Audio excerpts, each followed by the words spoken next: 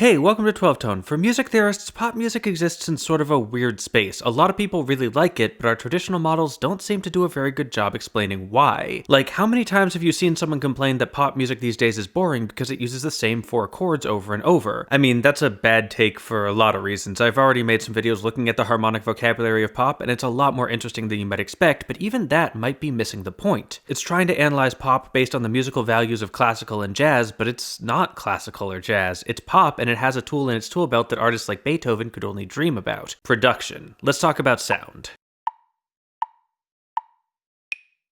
This video is sponsored by Skillshare. Production theory is a huge topic, so to help us get a handle on how it works, I want to look at an approach developed by Dr. Asaf Peres, who runs Top 40 Theory. Dr. Peres argues that instead of relying on harmonic functions, where certain chords create or release tension and the motion of a piece comes from the way we string those chords together, pop music relies more on what he calls sonic functions, where the motion is driven by the overall shape of the sound. To demonstrate this behavior, he cites a bunch of different pop songs from the last couple decades, but as usual, I'm going to try to pull all my examples from a single album, because it makes my life a whole lot easier if all the copyright claims are at least coming from the same direction, and when I think of pop albums, the quintessential example in my mind is Taylor Swift's 1989. I'm gonna get so many copyright claims for this one. Anyway, in his work, Dr. Peres describes 3 primary sonic functions: the setup, the build-up, and the climax. I think the best way to think about these is in terms of song sections. Like, if we look at style, the main setup is the verse.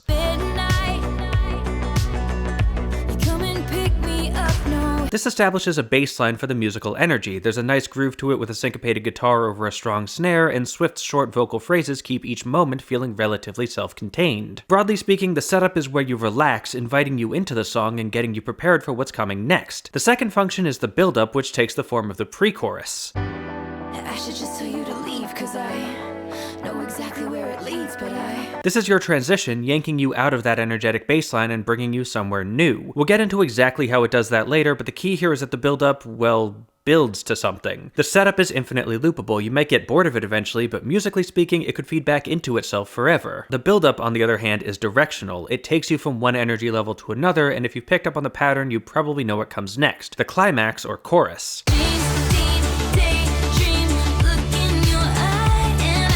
This is the energetic peak, the moment the song's been building towards. The drums are back, there's a new low synth part, and the vocal phrases are longer and more strung together. This is where all the tension of the build-up gets released. Analytically speaking, 2 of these functions are pretty straightforward. Depending on the song, your setup can start at whatever energy level you want, and the climax just has to be at least a little bit bigger than that. They're important, sure, but on their own, they don't really tell us much about what's happening. What does it even mean to create energy in a piece of music? Well, that's where the build-up comes in. This is where the energy changes, which makes it a lot easier to see what it actually is. Now, there's about as many kinds of build-ups as there are songs, but Dr. Peres identifies 3 main approaches that pop music tends to use. The first is probably the most obvious. You add something to the arrangement. Like in Blank Space, there isn't really a pre-chorus, so the build-up happens in the second half of the verse instead, where they slap some extra sauce on the drums.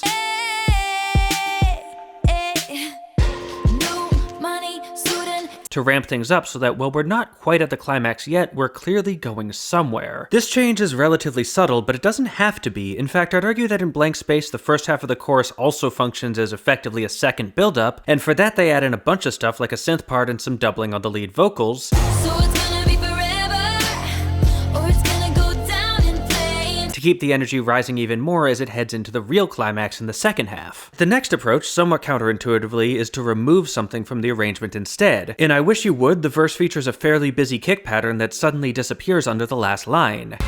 You say it's in the past, you drive straight ahead, you're thinking that I hate you now. It's a pretty noticeable jolt. That kick pattern was the driving force of the rhythm in that section, so it almost feels like we're slamming on the brakes. Unlike the first approach, where we're effectively walking up toward the climax, in this version we're fainting away from it instead, pretending we're about to get quiet before suddenly getting loud. This creates a bit of surprise, but it also plays on your pre-existing knowledge of the genre. You know that when a part drops out at the end of a verse, not only will it come back, but it'll probably be bringing friends along with it, so when you hear that sudden emptiness, it draws you in because you know something's coming. The third approach is the most subtle, but also probably the most effective, building up energy through gradual gestures. Like in How You Get the Girl, the pre-chorus isn't that different from the verse, so in order to make sure you really feel that build-up, it also includes what sounds to me like a reversed reverb on a cymbal. This creates a sense of rising energy by literally rising, creating an auditory ramp through pitch, dynamics, or some other musical element. These gestures can, of course, be combined with the other 2 approaches. In How You Get the Girl, the guitar switches from strumming to holding chords.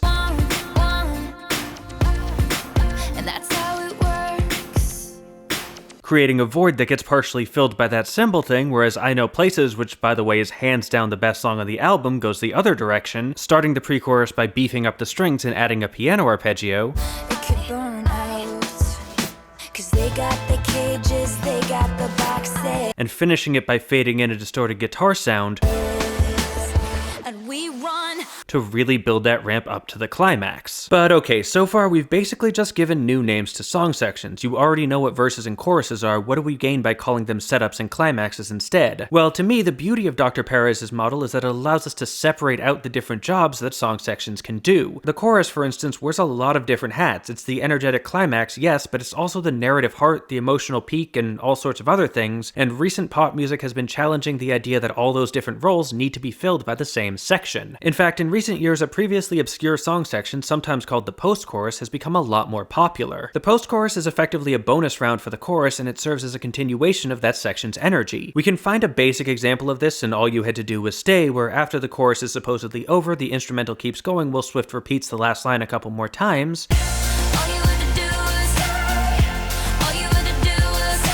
So you can keep dancing to the chorus music for a little bit longer before we go back to the verse. Some songs even take this a step further, turning the chorus itself into just another build-up, leading to a real climax in the post-chorus. This is what Charlie Harding of the podcast Switched on Pop calls a pop drop, and it was a little hard to find a good example of. According to Harding, the pop drop really rose to prominence in 2016, and since this album came out in 2014, it's a little too old to have one. The best I could find was Wildest Dreams, where the chorus lays out the narrative thesis of the song, but musically it continues to build, releasing in a nearly wordless post-chorus. even if it's just in your wildest dreams. That serves no real narrative role, but still functions as the energetic climax. Being able to separate the chorus and the climax helps us more easily describe what's happening in this song and a lot of others like it. The other important thing we can do with this model is change scope. Like, let's zoom out. Most songs on 1989, and indeed most pop songs, follow roughly the same song form. Verse, chorus, bridge, chorus, out. There may be an intro, we might add in pre and post choruses, some of the verses might repeat, but the general shape is almost always something like this, with 3 distinct zones, each ending in a chorus. And if we've got 3 zones and 3 functions, why not try mashing them together? Can we view these meta sections as fulfilling the roles of setup, build-up, and climax? Of course we can. We're music theorists, we can do whatever we want. But what does it mean? Well, the simple answer is that songs tend to ramp up as they go. Like we said, the verse is the setup, the energetic baseline for the song, but it's not uncommon to see that baseline rise as time goes on. In This Love, the first verse is extremely intimate with just acoustic guitar and vocals. Skies grew darker. So our expectation is that the song will be pretty low-key, and that's true at least to start. We get our typical setup, build-up, climax, and after that we fall back into the verse again, but this time we've added a drum groove with a bunch of reverb, which makes it feel much more open, like she's moved from playing alone in her bedroom to singing in front of a crowd. If we heard these sections back to back, we'd probably want to view them as setup and build-up. After all, adding a drum groove is a classic building technique, but since we already went through that whole cycle in between them, it also feels like a return to the setup. So which is it? It's both. The section is a setup, but the meta section it's a part of is the build-up of the song as a whole. It's defining the energetic baseline, but that baseline is rising. This culminates in the third meta section, where the start of the bridge is technically the setup again, but the line it's drawing is way higher than either of the verses did. Your kiss, my cheek. Over the course of the song, we've not only gone through our functional cycle 3 times at the section level, we've also seen it play out once on a much larger scale. It was a little hard to find a good example of this though, because for most of the songs on 1989, the differences between the verses are a lot more subtle. Like in Bad Blood, the first verse sounds like this. Did you have to do this? And if you ignore the lyrics, the biggest change in the second is the addition of a small high percussion part. Did you think we'd be fine? But even there, we can still do meta-section analysis, because even if the setup isn't moving much, the climax is. The song starts with a stripped-down version of the chorus over a drum groove, Now we got problems, and I don't think we can solve them. and every chorus afterwards adds something new. First, we get chords from a guitar and synth, Now we got problems, and I don't think we can solve them. then we add a couple background elements, including a percussive part playing a rhythm called the bossa nova clave, which is panned pretty hard to the right if you want to try to find it. Now we got problems, and I don't think we can solve them. And then the final chorus is the biggest of all, with Swift splitting off and ad-libbing some extra vocal lines. Now we got problems, and I don't think we can solve them. Give me the Playing these 4 choruses back to back, there's a clear progression to them. Each one is the climax of its section, but they're also all building towards that final climax at the end of the song. We can also go the other direction, zooming into a section to look at its internal structure. This is probably most useful on build-ups, since they have the most complex structures, which means it's finally time to talk about Shake It Off. You didn't think I'd make a whole video about 1989 without mentioning Shake It Off, did you? Come on, the pre-chorus starts like this. And it's actually almost identical to the verse. The only real difference is that the melody's gotten lower and the vocal phrases are more connected. Instrumentally, that stick percussion seems to have maybe gotten a bit busier, but the horns and drums are doing almost exactly the same thing. This is effectively the setup for the build-up. It tells us where the pre-chorus is starting so we can feel when it goes somewhere else. 4 bars in, the horns drop out.